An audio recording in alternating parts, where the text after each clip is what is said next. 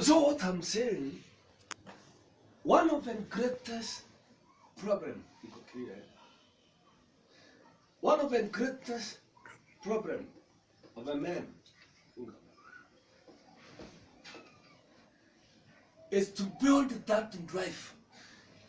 Ujijenge and drive in yourself that will be able to push you kwa kile ambacho unataka kuwa nacho katika maisha. Glory be to God.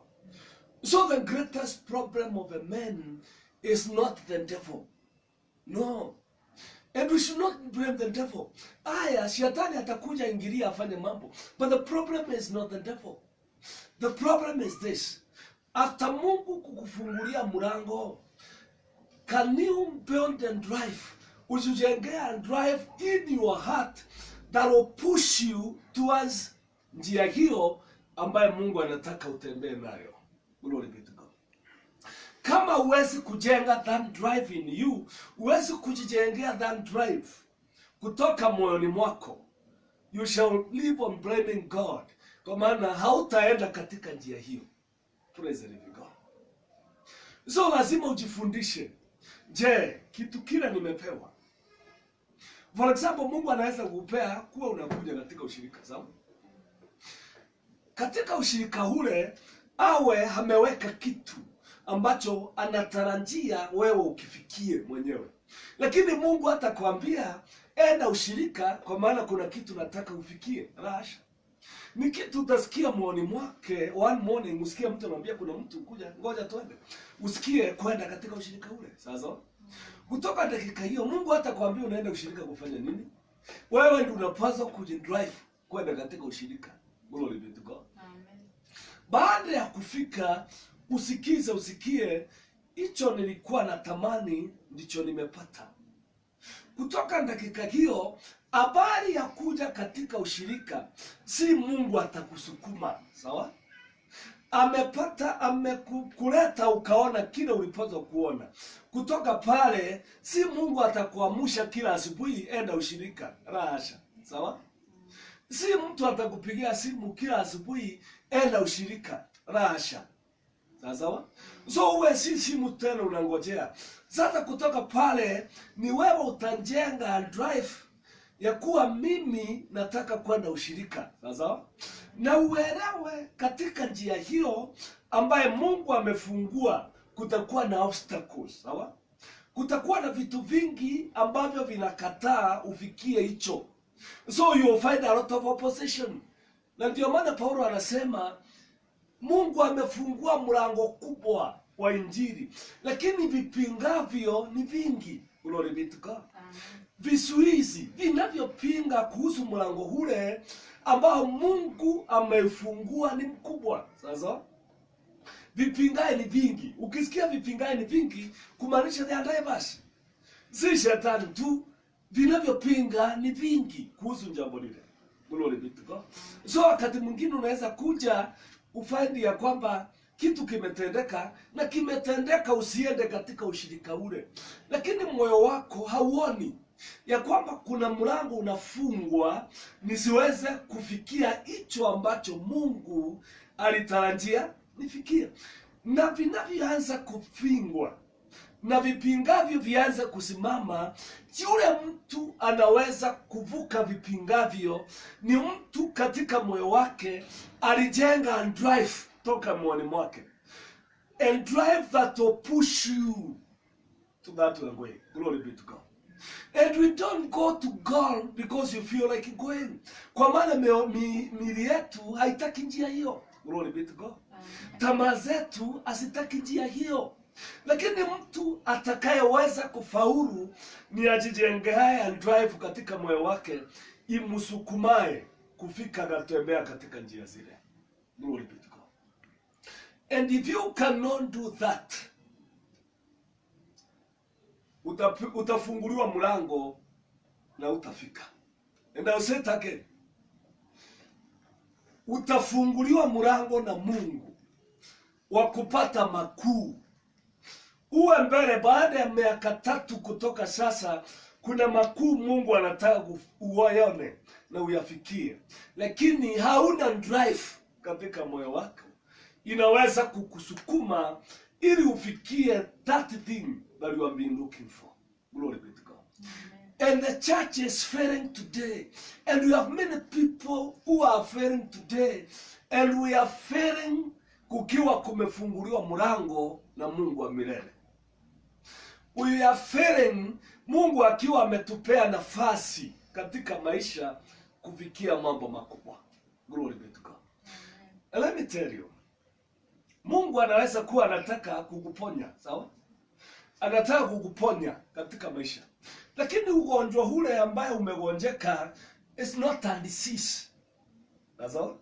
Si tu kile unasema is a germs ama a normal disease. Sawa? Ni kitu ambacho umekanyanga juu yake. Glory be to God. Amen. Na hili ugonjwa ule unakusumbua uweze kuondolewa, lazima mahali umekanyanga uweze kuondolewa mahali pale. Sawa? Na hili uondoke mahali ambapo umekanyanga haichukui muda wa siku moja. Inaweza kuwa itachukua duration ya 10 years. 10 years ili Mungu aweze kukutoa katika mahali umekanyanga ambacho kunaleta kilio na mateso na majuto na magonjwa katika maisha yako. Sawa sawa? Na wewe Mungu amekufungulia mlango, amekwambia hebu shiriki pale.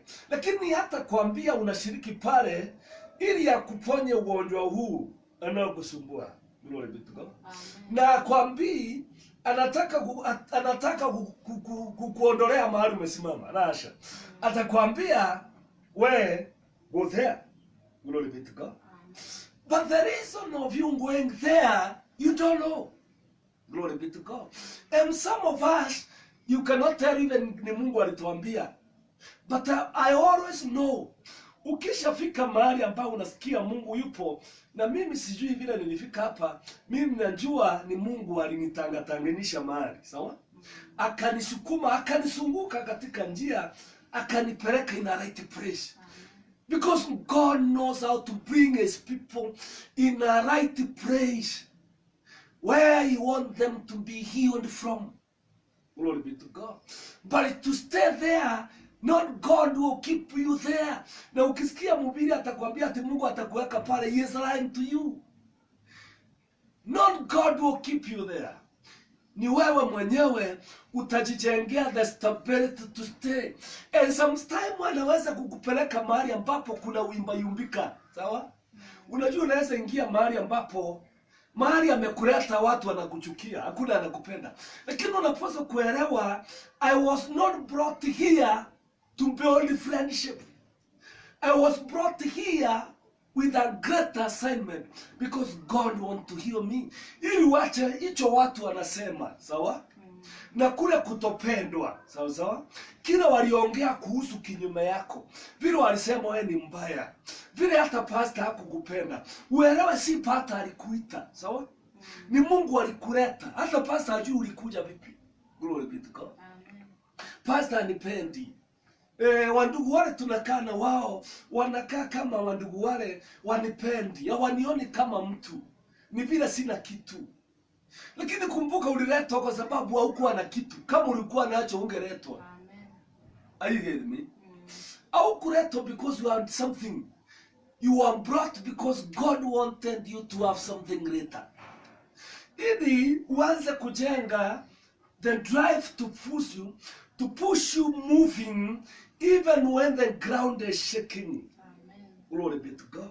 Even when the ground is not friendly, even when the ground is shaking and the ground is not around you to move, even when the ground is not letting you go, you build the stability for yourself to keep on moving and focusing. Mahali unataka kwenda. Glory be to God. So if you cannot do that, you miss an opportunity na Mungu akiwa ameipeana kwako. Amen. Glory be to God. You miss an opportunity na opportunity hilo likuwa imepeanwa. Na kuna kitu moja Yesu alisema, sijui kama umeshaifikiria habari yake. Alisema vitu vikwazavyo lazima vije, Sasa vitu vikwazavyo lazima vije. Kumaanisha lazima kuwe na watu wanayekukwaza. Glory be to God. Lazima kuwe na watu wasiokupenda.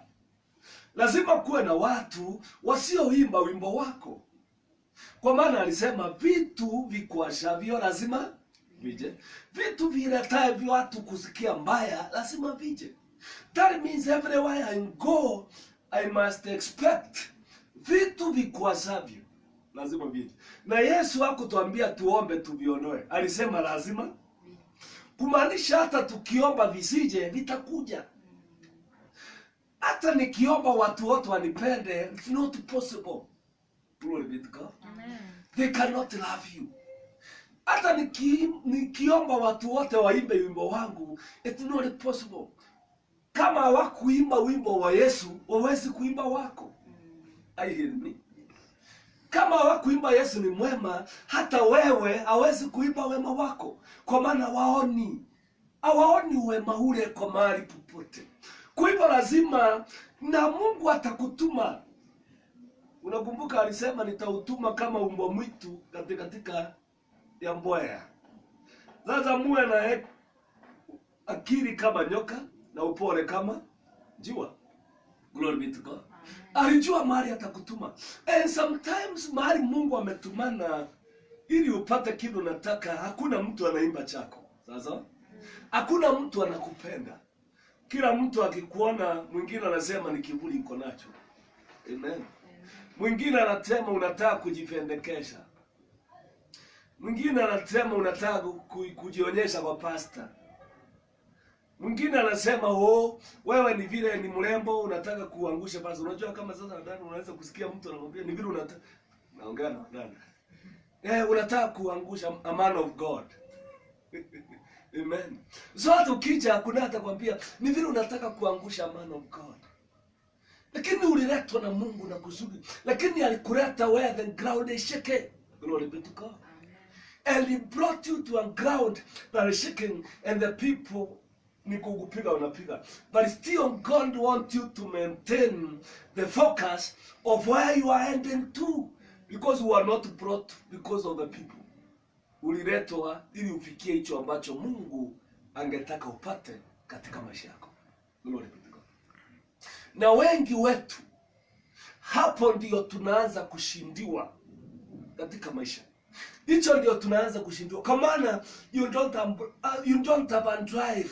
So unaanza kusikia watu wanasema basi hiyo si ushirika peke yake. Lakini si Mungu hakukwambia ni ushirika peke yake. Alikwambia go there. Do you understand me? So mwingine anasema hiyo si ushirika peke yake, hiyo si kanisa peke yake, we can go somewhere else and grow. But God told you stay there. That's all. And when he told you stay there, hakukwambia ndio kanisa peke yake. Hata yeye alijua chiko mingi. Na hakukwambia huo ndio ushirika peke yake. Hata yeye alijua shirika ni mingi. But he told you stay there. Glory be to God. And that's where you brought you. If sure it is God who brought you, that's where he brought you. Glory be to God. And he brought you knowing kuna mawimbi mengi itakuimbisha. Alikuleta akijua utawimba yumba. Glory be to God. Na alikuleta akijua mawimbi ni mengi. Lakini anatarajia ya kwamba macho yako itatazama mbele. Na itaona mahali endapo. Glory be to God. Amen. So mtu yule ajengaye drive moyoni mwake ndiye anaweza kuovaruku kile ambacho kinaendelea. Glory be to God. Amen. Si Biblia inasema a wise man overlook offenses. Glory be to God. Amen. A wise man, mtu mwenye hekima hujifundisha to overlook the offense. He teaches himself to overlook the offenses that are brought by people. That's a wise man. You run out to overlook what happened. And what people are carrying, you teach yourself how to overlook it. Glory be to God. Because you are overlooking it because of what you want to have. Kuna kile unataka kufika, kupata. Glory be to God. Usipojifundisha hivyo, hautaingilia milango ile Mungu anataka kukufungulia. Glory be to God. Hautaingilia kitu kile Mungu anataka kukupea. na hicho Mungu anataka kukupea hautakipata. Na kuna kitu nataka kuweka katika akili yako. The kingdom of heaven suffereth violence, sawa? And the violence shall take it by taking it by force. It does not mean going fighting people. It means having an ability to stand even when the ground is against your standing. Glory to God. Having ability to push on even when everything else is saying no. You have an ability to move on. Even when all other people are saying no, you take it by force. Glory be to God. That is a force that is working in you. The ability to move on. The ability to stand on even when the ground is shaking and when the ground is saying no. You have a strength in yourself to move. Glory be to God. So Jesus said the kingdom suffereth violence, and it is only the violence that shall take it by force. The violence people. The people who have ability and strength in their heart and a drive that is unbroken. An unbroken drive in themselves, they say, I'll take it. Glory be to God. Wakati unasema I'll be there, kunatokea vituko for you not to be there. But you say, I'll be there anyway. Glory be to God. Anyway, I'll be there. No matter what will happen, I'll be there. Glory be to God. You are built and drive in you. And the things of God are not gotten by anyone who have not built and drive to move on in himself or herself. You will never get the things of God unless you want to get what people are giving you. But if you want to get the things of God, and if you want to get a blessing from God, lazima uwe mtu who has built and drive in himself or herself to push on. Glory be to God.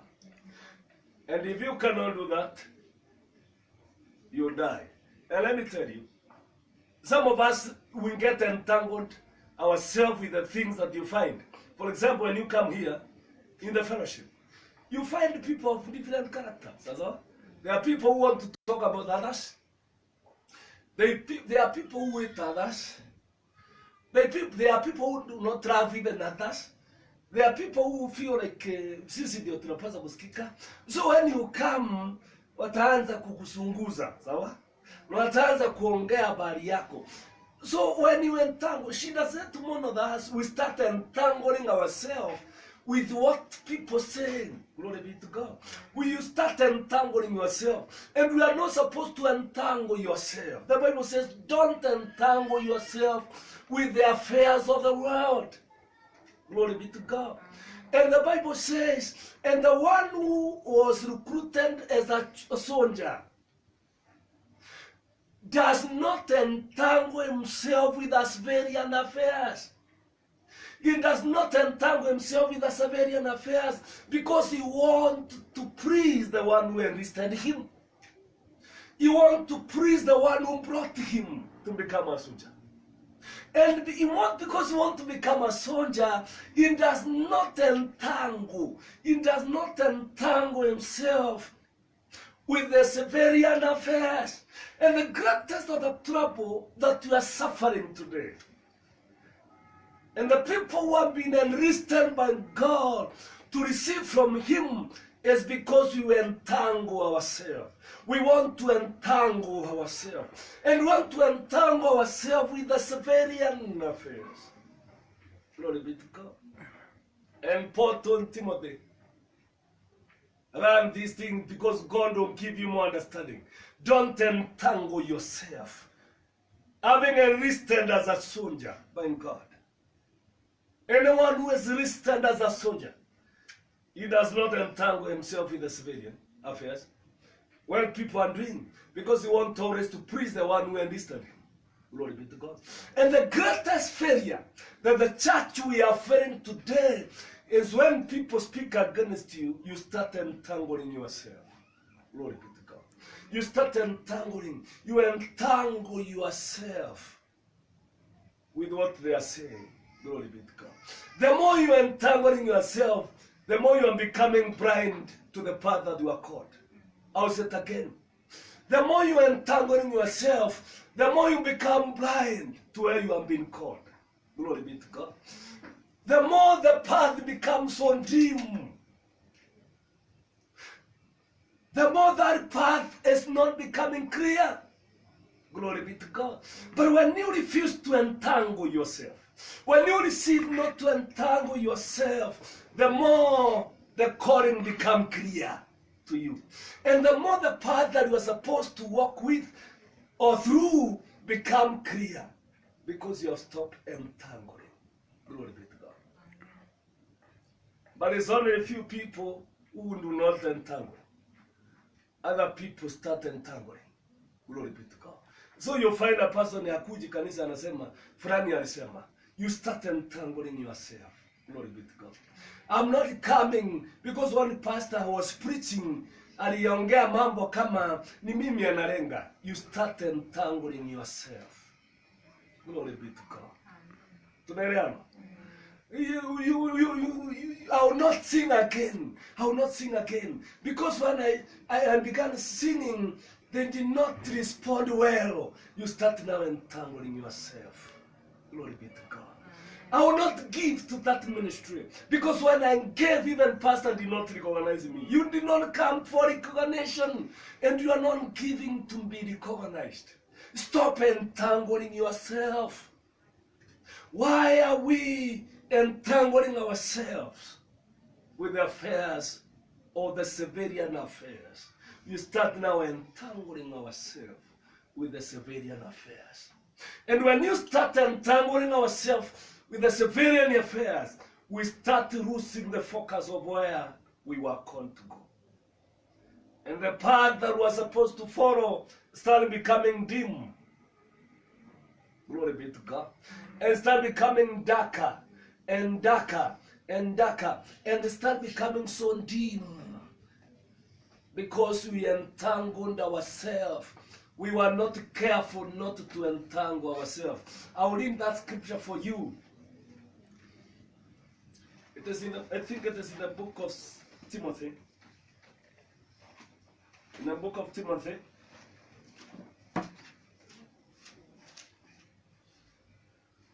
The book of Timothy,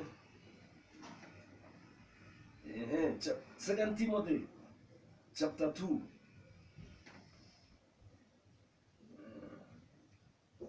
Verse 3 anaanzia kusema, chapter 2 verse 3. Endure hardship with us, like a good soldier of Christ Jesus. No one serving as a soldier and getting involved in civilian affairs. You want to please as commanding officer. Glory be to God. Endure hardship with us. Endure hardship with us. That means there will be hardship. Glory be to God. But endure hardship with us. Like a soldier. Because there's nobody who comes as a soldier. There's nobody like a soldier of Christ. No one serving as a soldier get involved. No one serving as a soldier get involved in civilian affairs. You want to please as commanding officer. Glory be to God. Anyone who enlisted, the one who is enlisted as a soldier, the Bible says he does not entangle himself with the civilian affairs. The reason that he does not want to entangle himself is one. He wants to please his commanding officer. Now remember Christ, Jesus Christ is your commanding officer. He is the officer who is in charge of your commands. Glory be to God. Amen. So anyone who wants to walk in that manner and win favor, the one who wants to win favor from the one who is an officer, a commanding officer, he must not entangle himself with the affairs of the world. Glory be to God. Amen. Don't entangle. So the greatest trouble you find in the church is the entanglement. So you start failing. You start now forgetting that you are called. You start forgetting that is what you came for. Sasa uko fulani aliongea habari yangu. You start entangling yourself. Oh, niliimba wamama hawakupiga makofi. Hawakufurahi. So you start entangling with the things that are not necessary. With the things. Didn't you come so that you clap for you? Yeah. Did you come so that you clap for you? No. So even when you don't clap, you did not come for clapping. So don't entangle yourself with the civilian affairs, the things of the civilian that will kill you before you will get what you are looking for. Glory be to God. And I'll tell you, my dear friend, unless you fight that until you fight. So I'm saying, baada ya Mungu kufungua mlango, anataka kukubariki. Anataka ufikie makubwa.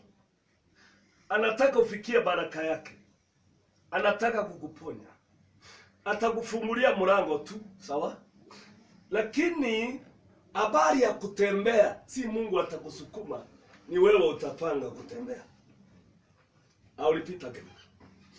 Atakuja tu akufungulie mlango. Kwa maana ungeweza kufungua mlango, sawa? So yeye atakufungulia kwa maana ungeweza. Akiufungua mlango ule hata kuachilia aone kama utatembea na ule mlango amekufungulia.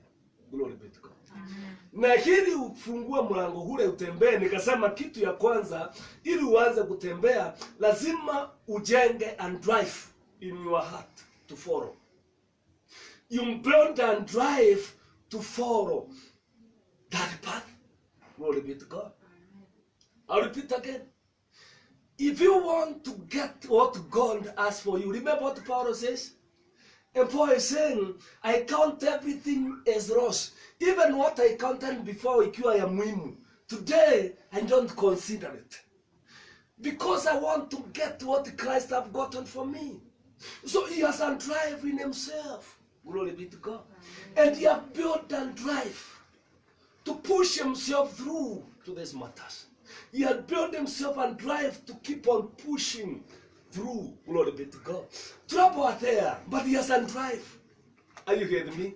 And let me tell you, there is no problem, there is no trouble, there is nothing that can oppose a man with a drive.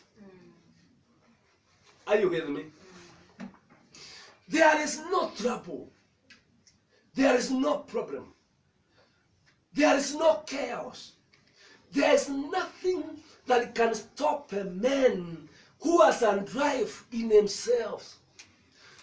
When you see people opposing you, it's because you don't have any drive. Glory be to God.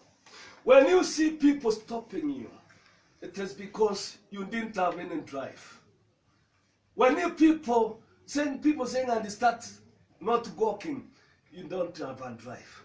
There is nothing that can stop a man of a drive. And there's nothing that can stop a man who has a drive in himself. A man with a drive cannot be stopped by anything.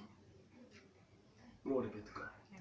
So I say, number one, if you want to receive what God wants, you must have a drive. Why?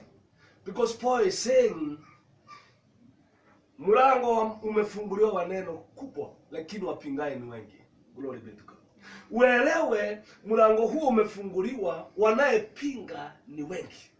Na ni wengi sana, vipingavyo ni vingi. Glory be to God. Vinavyo kukataza kuingilia lango lile ni vingi. Glory be to God. Vingine viko ndani yako, vingine viko nje yako. Are you hearing me?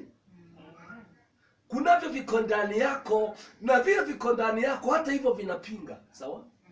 Kuna vingine viko nje yako na vinapinga. Sasa uelewe vipingavyo ni vingi. Glory be to God. Kuna atakuja kuambia na hiyo ushirika unaenda, ushirika ule sasa mnaenda chuka. Sasa ushirika ina gani ile? Mtu hata mnamjua mzuri. Sasa kitu anataka kujaribu kukataza kile unafuata. Sasa lakini si mtu unafuata. You are following something. Now let me tell you, don't follow people because people wanaanguka. Lakini mtu anaweza kuwa na kitu kulingana na wewe ni mtu unafuata, lakini you are not following a person. You are following something that is in that person. Glory be to God. Amen. There's a seed that is in that person ambaye ni kama Mungu aliniambia fuata. Follow. Glory be to God. Amen. Just follow that. One time, this is my bishop. This one. The one you see here. One time, when I got saved, yes, remember, when I got saved, kulikuja ndugu moja. Mimi I was in Methodist. Ndugu yule alipofika, tukamuita tukaushirika kama hiki kidogo, ile ya youth, sawa? Ndugu yule alipokuja akatubiria mambo ambaye sikuyaelewa vizuri. Kwa maana ilikuwa ngumu, tena akili yangu inagiza ambaye I cannot understand what you say. But akatuambia kitu moja. Akatuambia there is a man of God ambaye I have met. Nimekutana naye. Nilipokutana naye mtu yule nasikia kama ana neno. Ungetaka kuja tumsikize. Akatuambia sasa next week anakuja kwetu. Sasa kwetu kwao kulikuwa Nari. Unajua Nari? Mnasikia Nari? Kule karibu Kerwa. So kwao ni Nari huko. Kwetu ni Kidhrone. Hatuna pesa ya kwenda hivyo. Akatuambia you can just attend one meeting. Msikize mtu yule. Sawa? So okay, tukaamua is okay. Tukatoka one day na one brother, tukaambiana twende tu na miguu kwa maana hatuna pesa, tukatie msituni. Doesn't drive, sawa? Tufike ni Mungu anakutangatangiza. Kwa maana when God wants to follow in the right place, atakutangatangiza. That's all. Because even you don't know that man, I have never met him. I don't know him. But maybe God knows he has something that I need to get. Nikafika, tulipofika asubuhi, tukatoka asubuhi sana, ili kwa maana tunajua tunaenda na miguu, na Mungu akatupea nguvu tukafika. Tulipofika, kulifika saa 4 asubuhi, kukaingia mtu. Ni mdogo sana, hata nilikuwa nafikiria mtu mkubwa. Hakuwa na mwili mkubwa, siku hizi ni amekuwa mkubwa. That time hakuwa mkubwa. Lakini mtu yule alipoingia katika nyumba ile, alisema mambo mawili. Na katikati ya mambo mawili yale alisema, yote mawili ilindunga moyo wangu. Na sikumsikiza tena. That meeting, it was just a meeting for 2 hours. A prayer meeting, was a prayer meeting. Kwa maana afternoon they were to go for the crusade. Na sisi hatungoja crusade. Lakini alisema kitu kile alisema kilikaa kama kimendunga moyo wangu kama mchale. Nikasikia kumendungwa moyo kama mchale na kitu. Alisema tu kitu hivi. Kila mtu anayependa kutembea na Mungu katika maisha yake lazima afanye uamuzi katika maisha. Aje akate kistari aseme hivi. Haya yake upande huu ni mema. Nitaifanya hata kama itabindi ni wawe, nitaifanya. Haya yako pande hii sitawahi fanya hata nani akija nifanye. Aliposema unasikia si kitu kubwa. Si hakusema kitu kubwa. Lakini kitu kile kiliingia moyoni mwangu kama mchale. Today, that is back 2000. That's back 2000. That is 20 years later. 20 years later, and I'm in the church, and I have never seen a man who have ministered to my spirit like that. Say, my Lord, something happened. Then tukambiana na that brother, walipoenda lunch, sisi tukatoka, tukaenda. Even the brother who invited us hakuwa hapo that morning. So na hatukujua mtu mwingine. You know that brother, and he was not there. So hatukujua mwingine, so tukatoka, tukaenda. Tulipoenda, tukakutana na wandugu wale wengine wetu wa Methodist kwa barabara. Wakatuambia habari ya mkutano, tuliwaambia hivi. Mtu yule alisema, tukachukua kijiti. Mtu yule alisema kata line. Sasa tulikata line kwa barabara. Alisema kata line. uamue, ufanye uamuzi. Hiki ni kibaya. Hata nani akisema kifanye, kama ni kuoa nitauawa, sitakifanya. Hiki ni kizuri. Hata nani anikataze, nitafanya. So kitu kile ndio kiliopen moyo. Glory be to God. Amen. Kutoka dakika ile si Mungu atanisukuma niende. I'm supposed to drive myself. And from that time, kitu kikatendeka. Nikasikia mtu yule anakuja kwetu Githongo. Sasa Githongo ni karibu. So, tukaita wale watu wetu, youth yote tulikuwa naye kanisani mwetu. Tukaita ile youth tukaja naye kanisani. Tukamfuata. Mtu yule akatufundisha kitu ya miungu. Habari ya miungu. Sasa kitu kile ndio siku kielewa vizuri, lakini nakumbuka alitufundisha the hierarchy. Hii tunaita the hierarchy ya miungu. Kama vile kuna the hierarchy of the government from the president inateremka. So akatufundisha the hierarchy. Nikasikia hata ingawa sijaelewa, nasikia kama moyo wangu una bright. Kuna kitu kile nilisikia cha kwanza kilirunga mzarabu. Ndio ni Mungu alikuwa ananipeleka. Ni Mungu alikuwa ananipeleka, sawa? Ili nione kitu. Glory be to God. Kutoka pale habari ya kutoona ni fikia Mungu. Kama basi kamuuliza kama ni mtu anauliza pale ushirika wako. So kitu kile kinaanza kuni drive iliyo katika moyo. Glory be to God. So kutoka pale akaja meeting ya tatu. Meeting ya tatu akatufundisha kitu aliita pumziko. Kitu anaita pumziko. Kitu kile pumziko akatufundisha pumziko. Ikaingia moyoni. Kasikia kitu kile kimeketi. Si ati tulikuwa watu wachache. Watu wengi wanasema mtu yule ni mtu wa Mungu kabisa. Huyu mtu anatubariki. Lakini si zote tulienda. Kwa maana when the trouble came concerning that matter, the only person who can move on ni yule ameweza kujenga and drive kutoka moyoni mwake. Kutoka pale kanisa ilianza kuamka. Msiende huko. Mkianza kukanyenga huko, tutamkuza. Hapo ndio wengi walirundia. Mahali tulikuwa tunaimba kwaya, wazee na wamama na viongozi wa kanisa wakachukua magunia tulikuwa tunabaya kunywa, wakarudisha kwa nyumba.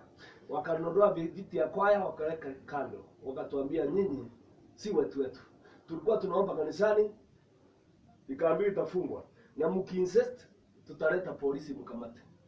Sasa kitu kile, kile kinapingwa, achana na watu. Kinayepingwa ni mlango huu ambaye Mungu amefungua. Glory be to God. Amen. Kile kinafungwa si watu. People has no problem. Ni vile hawajui wanatumika. But they have no problem. They have no problem. They don't have a problem. Ni mtoto wao. Si wewe ni mtoto wao mmekaa nao kijijini. They have no problem. But now kuna somebody, kuna mtu ameona mlango ule watu wao wataipitia. Most of the people wakarundi. Glory be to God. Lakini wale walijenga drive kutoka moyoni. Tukawa sasa watu wale we shall push on. Ikabidi sasa wakati mwingine hata tukafukuzwa, tukatolewa kanisani.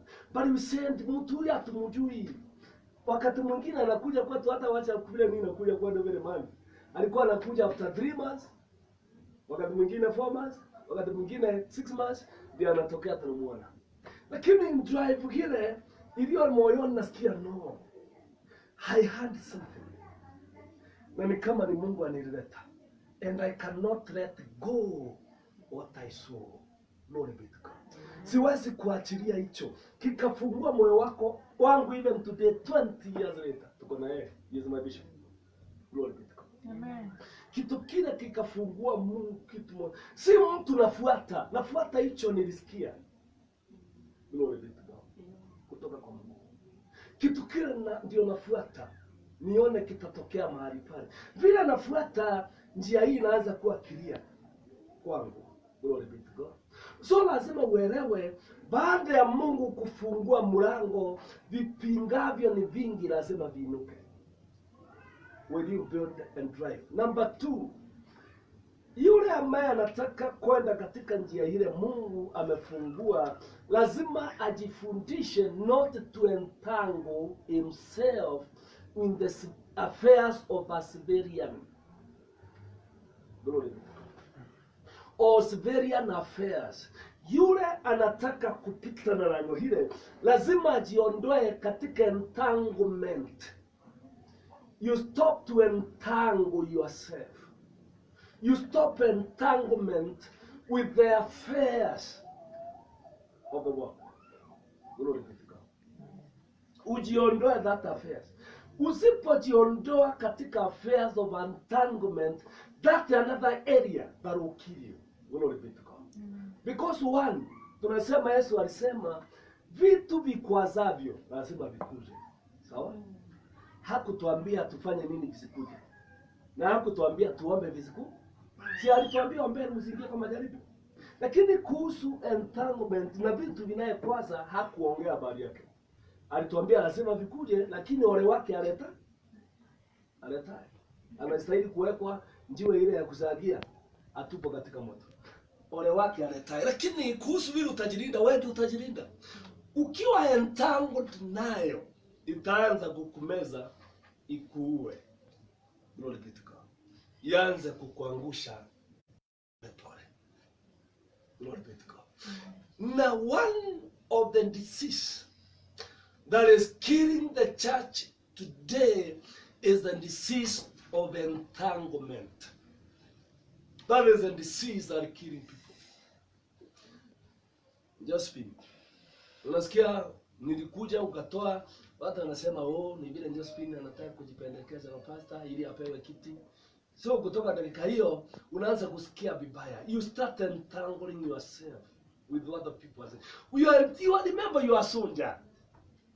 Don't entangle yourself with civilian affairs. Glory be to God. Fulani alisema, you entangle yourself. You bring yourself into that matter. You start entangling yourself. Fulani alisema, nilipoimba hawakunipigia makofi. Nani alikwambia tulipaza? Hata hakuna alituambia tukupigie. Glory be to God. Nilipofanya hivyo hakuna mtu aliniona. Kwa hivyo kutoka sasa sifanyi. Amen. Nilipoenda ushirika ule wanaongea habari yangu. Wananiambia nisiende tena na naanza kupiga. Sawa, basi sitaenda, wafurahie unataka. You entangle yourself. You start entangling yourself with affairs of the world. And those affairs will kill you. Glory be to God. You stop entangling. Lazima ujifundishe kuentangle. Kustojientangle katika maisha. Glory be to God. Kuna kitu Paulo alisema in the book of Hebrews.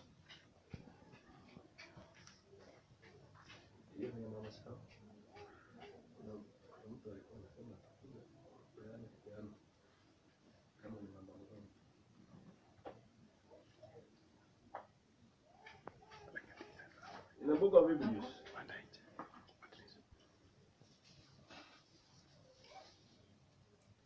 In the book of Hebrews,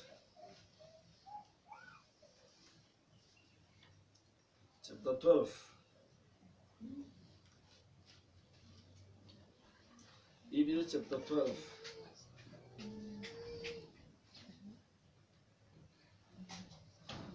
Hebrews chapter 12, verse 1.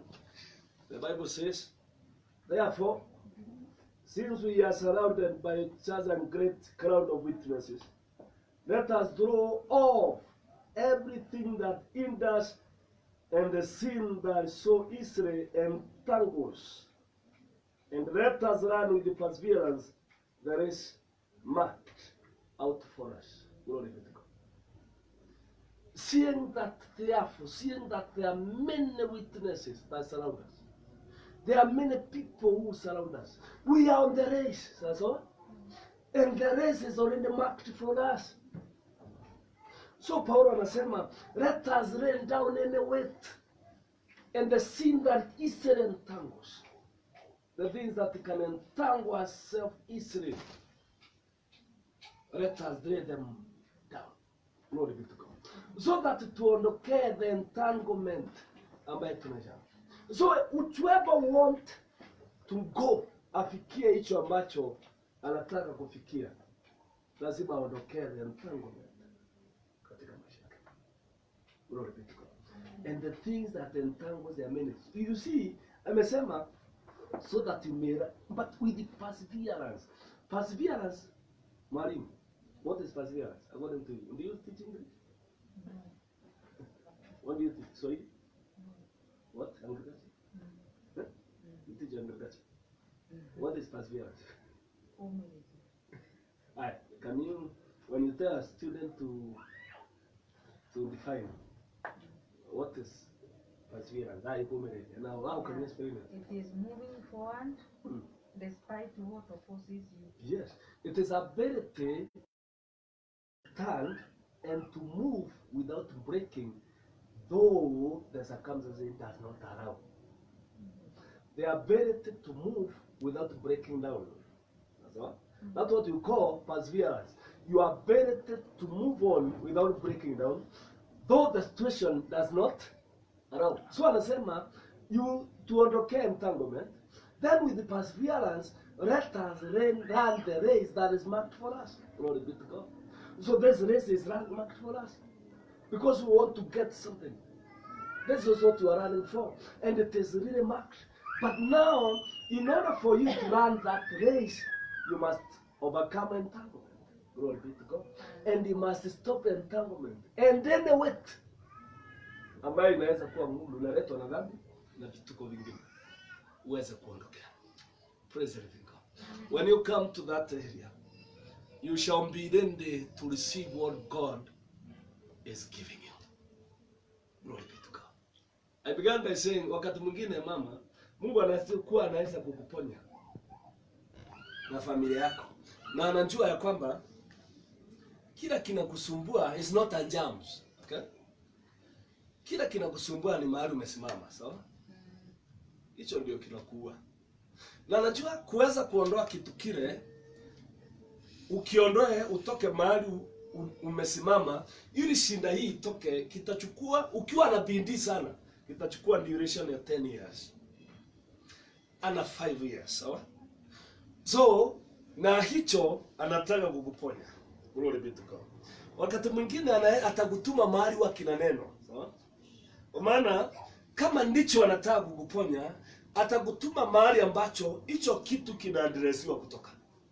Glory be to God. Umesikia vile nasema? Wewe unasikia? Umesikia? Umeelewa? So sometimes Mungu atakutuma, atakurandarandisha tu, ni vile uliponya. Mungu, si uniponye magonjwa haya. Mungu, tazama maskini huu. Mungu, nimeajiriwa na mshahara sijui mahali unaenda. Mungu, ninafanya vitu hivi na sijui siendi mbele. Mungu, shamba hili ulinipea hata ningipanda imei chochote. Mungu, ng'ombe ninalisha na sinisaidii. Mungu, biashara nikiweka ikifika mwezi wa 8 inaanguka. I don't know. Anasikia kilio chako. Most likely Mungu atakutuma katika mahali ya eneo zile kitu kile kinaendeleziwa. Sawa? Na wakati mwingine atakutuma mahali pale, anakutuma mahali kinaendeleziwa akuonekane kukiwa kuzuri, sawa? Kwa maana anaweza kuwa watu wale wanakaa chini ya mti. Wale ajenga katindu ya vioo. Okay? Na watu wale wanakaa na wanasungusha tu makunia tu hata ina mashimo. Na hawajajenga nyumba ya mawe. Wanaitishwa rent. Wengine hata mahali wako ni rent wanalipa. Lakini Mungu amekutuma kwa wale watu, si ukawanunulia rent. Amekutuma kwa maana hicho umeomba, hapo ndio unaweza kudiru nacho. Mnasikia wachuka? Amekutuma. Lakini akilini mwako, watu wa Mungu wanapaswa kuwa na katindro ya grass. Mtu wa Mungu anapaswa kuwa na nyumba ya mawe. Amen. Anaweza kuwa kutuma mtu yule hata ni miguu anaenda naye ana gari. Ana gari. Glory be to God. Mtu yule hata ana nyumba ni kukomboa amekomboa. Lakini Mungu amekutuma pale kwa maana ile hombi uliomba can only be addressed there, kwa maana huduma hiyo imepewa kazi ya kuaddress jambo hili. Glory be to God. Ama mtu huyo amepewa the ability to address that issue ambayo umeleta mbele za Mungu. Glory be to God. So atakwambia, atakurandalindisha uje uitwe, kwa maana sasa wengine hata tulipokutana nao Sijui ni vile alikuta mtu akamwambia kuna mtu anaitwa apostle. Twende. Sasa wewe auelewi hata huyu ukija kijana tu mdogo thin ana sura. Sasa unajua siku mkubwa siwaambie. Wakadogo karibu kwani na upepo. So kitu kile ndicho unakuta. Sasa ukishindwa, unashindwa hiki ambacho ndiyo Mungu aliniitia. Huyu ako na chochote kweli? Amen. Lakini anakuambia keti. Na kile anataka uketi ni uweze kushughulikia miaka 5 ama 10 ya kitu anataka kukuondoa juu yake. Ili akuondoe katika magonjwa yale inakaa ikirudi, akuondoe katika umaskini ambayo inakuondia, akuondoe katika mapigo inayokupiga kila wakati. Anajua haiwezi kuisha siku moja, kwa maana ni mjengo mkubwa. So anakupenda pale. So your ability to get the healing is your ability to stay there. Glory be to God. Your ability to be healed will depend with your ability to stay there. But wherever there will come many things ambazo zinataka kukutoa pale. Umeelewa?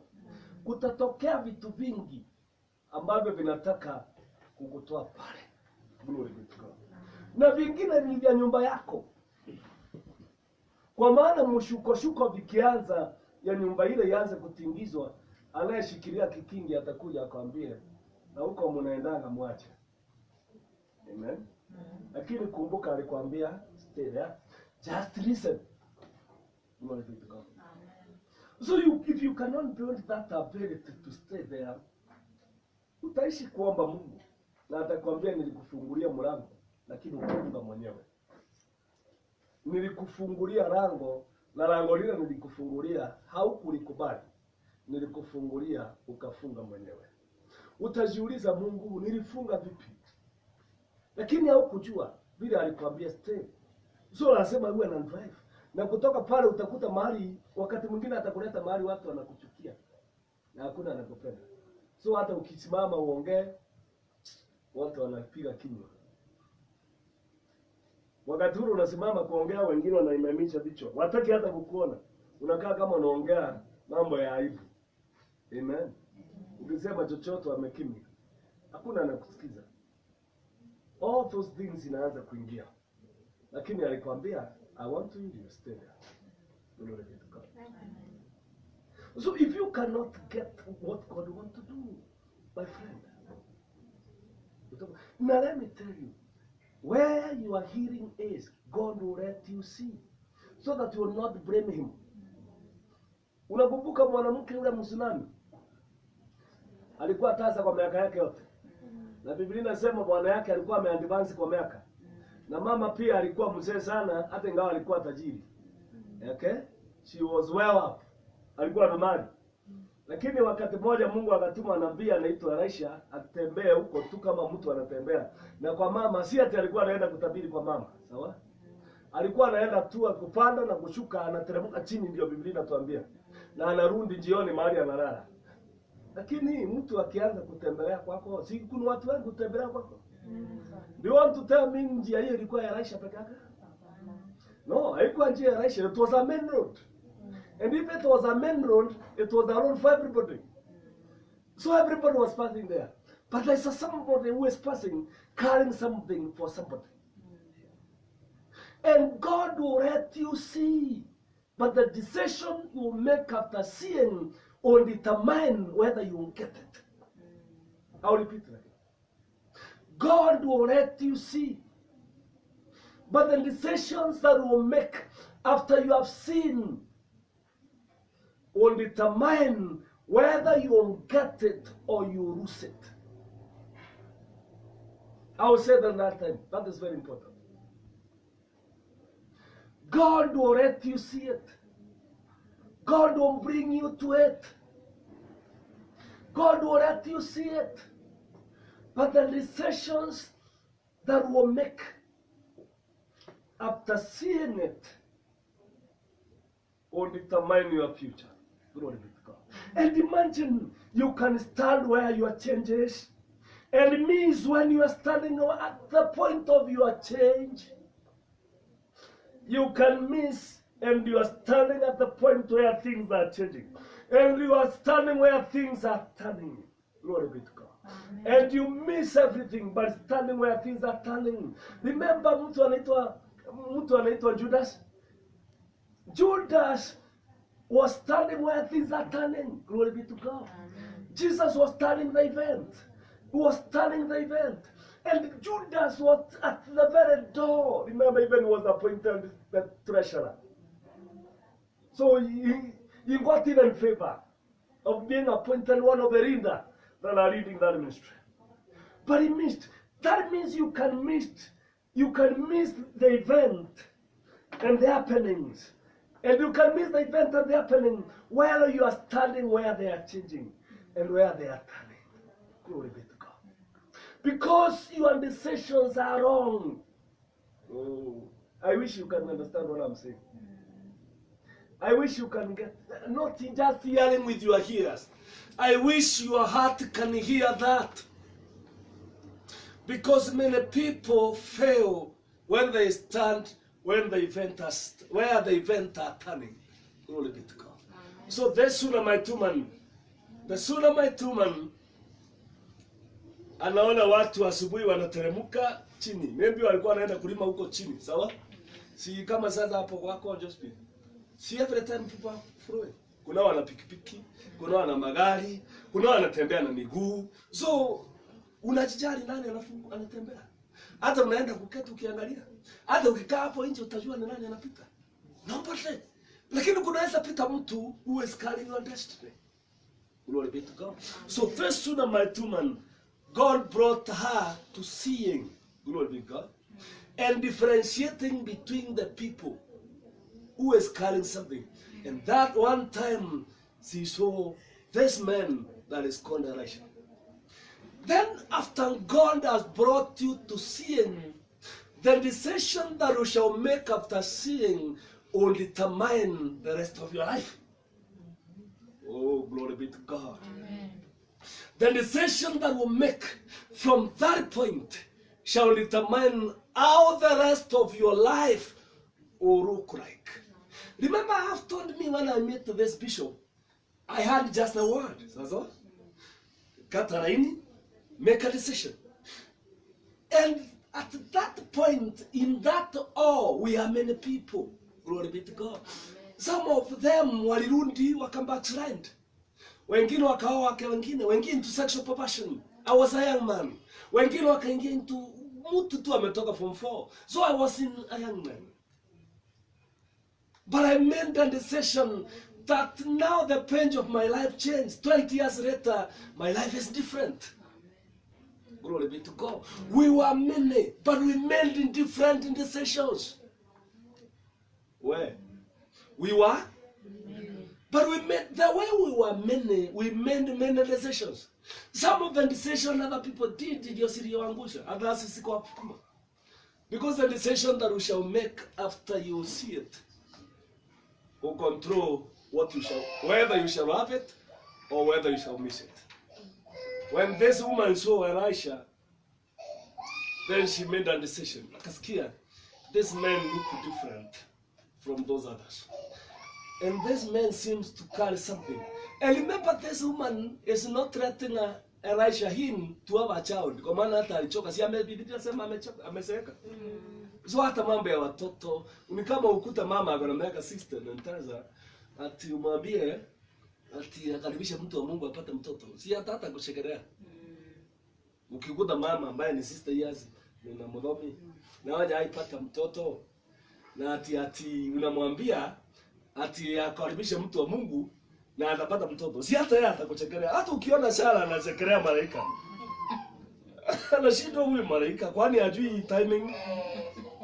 Hajui kuna monopause. Hajui hii maneno. Yaani anashindwa kama malaika hajui mambo. Sasa kuna mtu anaenda mwambia atakaribisha mtu wa Mungu atuna na wakati mwingine ukuta mtu mama akona miaka 60 na anakaribisha mtu wa Mungu na akili yake ni apate mtoto. Si atakuwa alisahau hata kitu hiyo. Na akili yake inamwambia these are impossibility. You cannot get them. Glory be to God. But Elisha came. Mama yule akaambia bwana yake, Can you give me maybe a permission? Nipe ruhusa at least. Nikija pale niendapo niruhusu huyu mtu naona anapita hapa na I perceive is a man of God. And can you let me at least niruhusu mtu yule au anakula kwetu. Akuja tu kwa maana naona kama sijui kama aliona ako na njaa na sijui kama anajua akuli huko. Sio anambia hawa anakula kwetu tu apite.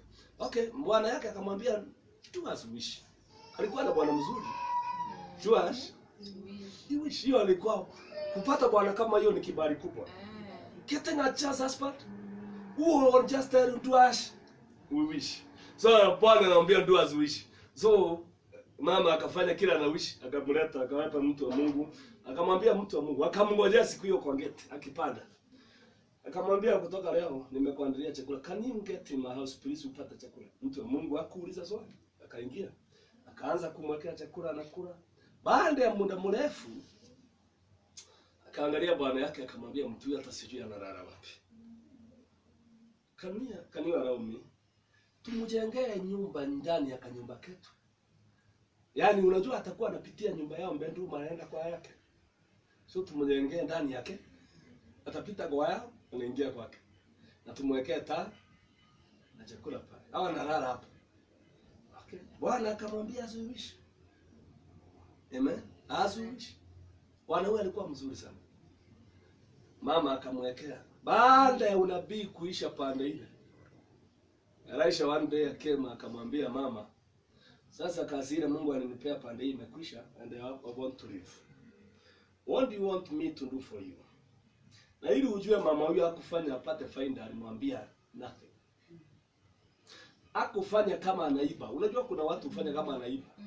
Hakufanya kama anataka kukoni. Alifanya kwa maana anasikia kitu moyoni mwake. Na akafanya uamuzi. Akamwambia nothing. Mimi am okay. Nina pesa, nina mali, nina bwana. Sasa utanifanyia nini? Elisha alimuuliza, "Hutaki hata nikuongeleshea kibali kwa mfalme? Nilele habari yako ya kibali." Akamwambia, "Acha hata kibali kwa mfalme achana na Mr." Mama akatoka akaenda. Yaani to show hataki chochote. Hata akumbuki ana mtoto. Gehazi ndiye anakuja. Gehazi alitembea na akajua. Unajua kuna watu hujua kusunguka Elisha miaka hiyo yote alikaa kwa nyumba ile hakujua mama huyu ana mtoto. That's very funny. That's a man with a different character. Glory be to God. A man of God with a different character. Who stayed in the house na asijue nyumba ile ina mtoto. Hakujua. Lakini Elisha Gehazi sasa ndiye alikuwa anajua. Huyo mama ana mtoto. Maybe alinunua mama muuliza. Kwani hakuna wanaranda huko? Ama walienda Jerusalem town. Ama wanakaa na Samaria. Kwani hakuna mtu huku? Naona wewe na bwana. Sasa mama atamwambia huko hatujawahi kupata hicho unasema na hatukubarikiwa. Kwanza Gehazi ndiye anakuja anamwambia mtu wa Mungu ile mama inanga mtoto tafadhali. Sasa Gehazi siku hiyo ndio Mungu, unajua hata Gehazi si mbaya kwa maana alisaidia. Lakini usiwe Gehazi. Usichunguze sana sawa? So siku hiyo ndio Elisha alikuja aliita mama. Akamwambia mama, "Sasa mwaka ujao wakati kama huu utakuwa na mtoto." Mama akamuuliza, "Mimi sikuwa nataka hicho. Mambo ya mtoto hiyo tuliacha." Akamwambia, "Achana hiyo, utakuwa na kijana." Ikifika alikuwa na kijana. Hata kijana yule alipokufa, mama alienda kwa bwana yake akamwambia, "Hebu nifungie punda nataka kuona mtu wa Mungu." Alimuuliza, "Kwani kuna shinda?" Akamwambia, "Hapana. I want to see just a man of God." Akaenda pale mlima Carmel. Elisha alipomuona akasema kuna shinda. Akauliza Mungu, "Kwa nini umenificha?" Kuna shinda na mama huyu. Na Mungu hajaniambia, amenificha kitu hicho. Mama alipofika hata mzalimia, alimuuliza, "Nilikuomba mtoto?" "Nilikuuliza, mimi ninataka mtoto." Kwa maana afadhali wakati huo sikuwa nayo, kwa maana niwe naye na akufe. Kwa maana tulikuwa tumeshikana so umbimeni. So afadhali sikuwa na wakati ule sikuwa naye sina wa ule wa kuhurumia. Lakini sasa hizi niko na kuhurumia so kidonda ni kubwa. So Elisha akamuuliza utapenda kama vile mtoto yako amekufa. Sasa Elisha anatuma Gehazi. Anamwambia chukua hii nguo kimbie uwekelee mtu mkono. uwekelee mtoto ule na usiongee na mtu. Kwa maana najua shinda ya Gehazi ni kuongea barabarani. Akiongea atapoteza. Kuongea sana. Unajua nyinyi wengine ni hivyo tu. Hata wakija ushirika hapa, ungefika saa 4 ni vile uliongea sana barabarani. Sio unakuja ukiongea sana. Ukiona watu unasimama unaongea. Ungefika saa 4 lakini umefika saa 6 kwa maana ya kuongea kwingi barabarani. Sasa rais alikanywa na sasa sisi kama wengine tutawakanya kuongea kama ni ndio speaker. Kwa maana shida hiyo ndio iko. Yaani ulikuja ukiongea kwingi. Sasa kuongea kule kwingi kumekupotezea mazame. Na hiyo kuongea kwingi ukifika hata presence ya Mungu imekwisha. Kwa maana hata vingine uliongea havikupaswa kuongewa. Amen. Sasa hata ukifika hapa ulikuja without the presence of God. And you have roasted on the way. Ukitoka kwa nyumba yako you are in the presence of God. Lakini ukifika town ulikuwa umeipoteza. Kwa maana kuongea kule umeongea umeuza ulimi wako. Sasa hata wengine ni kama Gehazi. Wakifika wepo ulikwisha. Mama akamwambia mimi sitaki Gehazi. Kumaanisha mama alikuwa amesoma Gehazi akajua huyu hawezi wewe Mungu. Mama alikuwa amekaa na Gehazi akajua huyu ni tofauti na Elisha. Akamwambia mimi sitoki hapa bila wewe. Gehazi hawezi kufufua huyo. Huyu hata akijaribu. Mama anajua huyu kibelebele yake. Hata akijaribu. You cannot perform any miracle. Haki Elisha anamwambia tu Gehazi alifika akajaribu akashindwa. Vile mama alikuwa amemsoma. Sasa shunga watu wasikusome hivyo. Naona tabia yako vile ulivyo hata wewe saidika. Amen.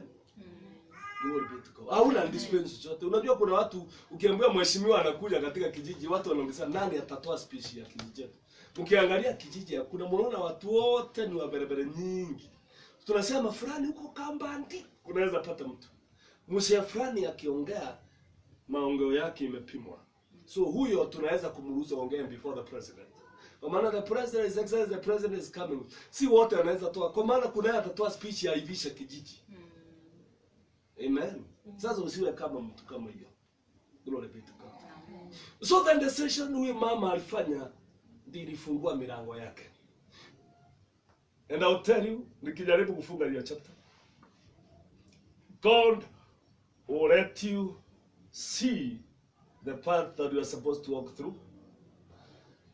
God will let you see what you are supposed to see. And God will let you hear what you are supposed to hear. But the decision you make after you see, and the decision you make after you hear, will determine the rest of your life. Whether you get it, or whether you miss it. That decision, italingana na vile utakavyofanya at that point. Glory be to God. And many of us, they miss wakiwa nayo. You miss ukiwa umeiona. Kwa maana au kujijengea habari kitu ya kwanza, the drive to walk. Number 2, ujiondoe katika entanglement with the civilian affairs. Ujiondoe katika vile watu walivyo. Glory be to God. That civilian affairs umejiondoa mahali pale. If you cannot do that, therefore, I will assure you, you will not make it. But if you can do that, I will assure you, you shall have it. Glory be to God. Amen. Na wale wote ambao wamefika ni wale wameweza kufanya hivyo katika maisha yao. Glory be to God. Amen. You have an ability to move on. Na uelewe hata Yesu alisema ile mbegu ilianguka katika miba ilikuja ikaindunga. Akasema ni watu ambao katika wanapoanza kutembea kunaanza kukeep up things ndani yao. Pressure of life, tamaa nyingi na pressure. Glory be to God. Mambo yale inafinya mbegu ile sasa. Kuna wengine ilianguka kama wanasema ni mtu ambaye anusikia neno na linaingia haraka. When now trouble comes and persecution comes as a result of what you have, mtu ule anapoteza haraka. Glory be to God. Amen. When trouble, because trouble will come as a result of what you have. Glory be to God. Si mimi nikupea example ya mimi vile trouble came. Ikawa hata wazazi wataka kutuona nyumbani. Amen. Na mwingine mama shosho mwingine alikuwa ananiambia nitaenda nione hiyo pastor yenu mwambie achane na watoto wa mchana yangu. Niambia sasa unasumbulia mtu wa Mungu. Si mtu wa Mungu alitupeleka, ni sisi tulienda. So achana na mtu wa Mungu, peleka ongea na sisi. Na mimi nikamwambia kitu kimoja, nimechagua njia hiyo na itumbia waste of time hata kuniambia. Kwa maana akili yangu haina kingine. Ina hicho. Na uamuzi huo nimeifanya. Haina kingine. Glory be to God. And I shall follow. So, you waste time. Sasa ndiye anakuja ananiambia, na ni kweli ulifuata njia mzuri. Sasa ndio nimeanza kuona. Sasa nitaona yule mkaribisho kwani mwambie congratulations. Mwambie achana na yeye. Si ulikuwa unataka kumtetesha na kumtukana. Achana na yeye. Kwa maana the issue si yeye. The issue ni neno lilianguka ndani yangu kama mshale. Hicho kilianguka ndicho nafuata. Na niona kitatokea wapi. Glory be to God. Hicho kilianguka kwangu nikajivaa kama vazi. Hicho ndio nataka kukimbishana nacho. Nijue kitu hichi kimebeba nini. Hicho ndio nataka kubeba. Glory be to God. My brethren, and my friend in the Lord. Ungetaka kufikia utukufu wa Mungu katika maisha yako. Na wakati mwingine kila Mungu atapeana akina urembo. Glory be to God. Na Mungu wakati mwingine afunguani mlango kama kubwa hii anashungua shimo anakuambia pitia hapo. Unakumbuka Ezekia? Ambaye Ezekia anasema alichukua mimi akanipeleka ulimwengu wa roho, akanipeleka Yerusalemu akanionyesha hekalu, akaniambia chimba shimo hapo. Kwa nini Mungu hakumuingilishia kwa milango? Unataka kuniambia nyumba ile ilikuwa na milango? Na kama haikuwa Mungu angetengeneza mlango. Lakini alimwambia ndiga huu.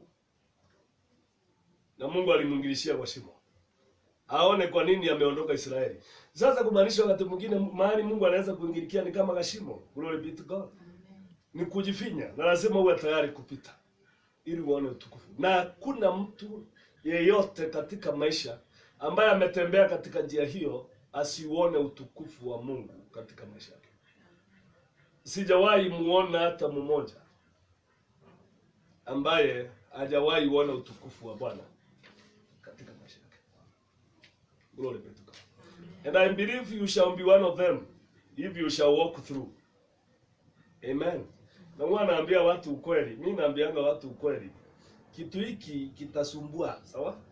Kinaweza kusumbua wengine watu. Waanze kuambiwa nasikia huko Saturday. Na unajua watu ni wajabu. Unaweza kuona hata watu wa viongozi wa kanisa wanakuja kuona bwana yako na bibi yako. Waambie kanya fulani huko anaenda siku nzuri. Sasa hata bwana anashindwa. Kwani unaenda wapi? Sasa ni vita imeanza. Sawa? Na inataka kukata kile unataka kufikia.